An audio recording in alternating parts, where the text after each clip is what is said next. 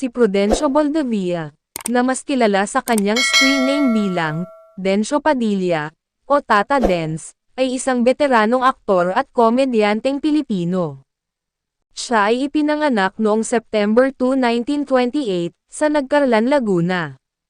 Nakilala at sumikat ng husto si Dencio Padilla, dahil, bukod sa husay niya sa pagganap niya ng kanyang mga papel sa pelikula, sinasamahan niya pa ito ng komedya kahit action pa ito, drama o horror, dahil sa Batanggenyo accent niya.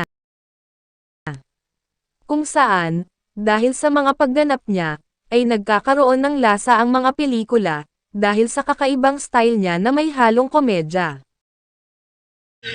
Nangihina ako, kailangan ko ng lakas. Hoy! Alas man ang bunganga mo, ha? Katulad ng ibang veteranong mga artista, bata pa lamang si Dencio, nang pasukin niya ang mundo ng pelikulang Filipino. Siya ay naging matalik na kaibigan ni Fernando Poe Jr. sa tunay na buhay. At kahit hanggang pelikula, ay close sila ni The King, dahil karamihan sa kanilang pagsasama sa pelikula, ay halos kanang kamay o sidekick ang papel niya kay The King Fernando Poe Jr.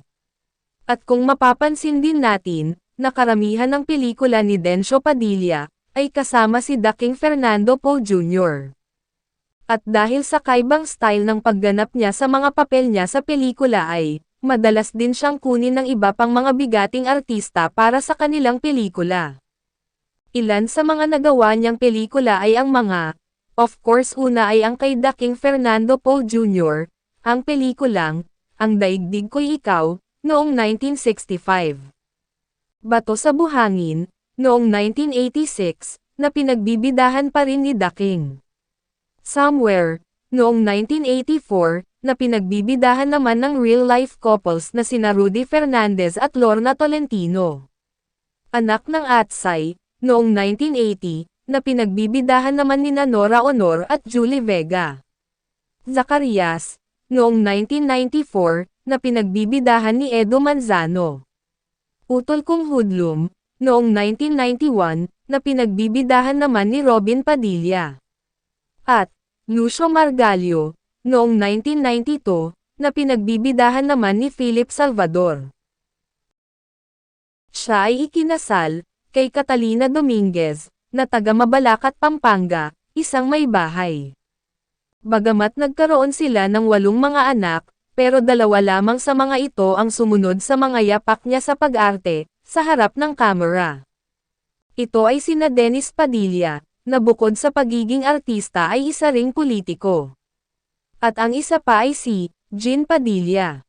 Napag-alaman din natin na, nung mga bata pa ang 8 mga anak ni Dencio Padilla, lahat ng mga ito ay lumabas na sa mga pelikula at komersyal sa telebisyon.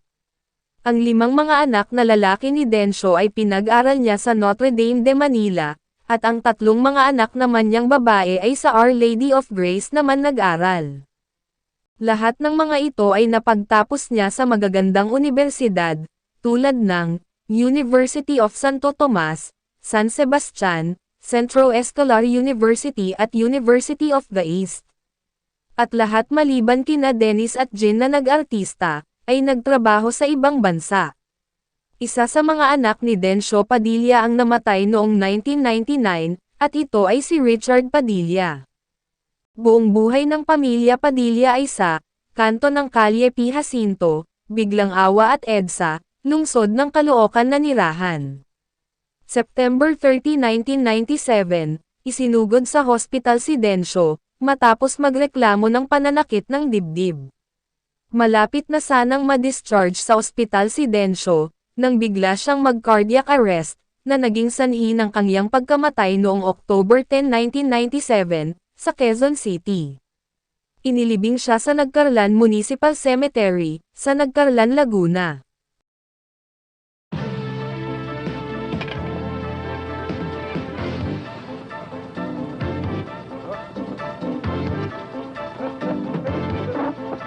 Sige!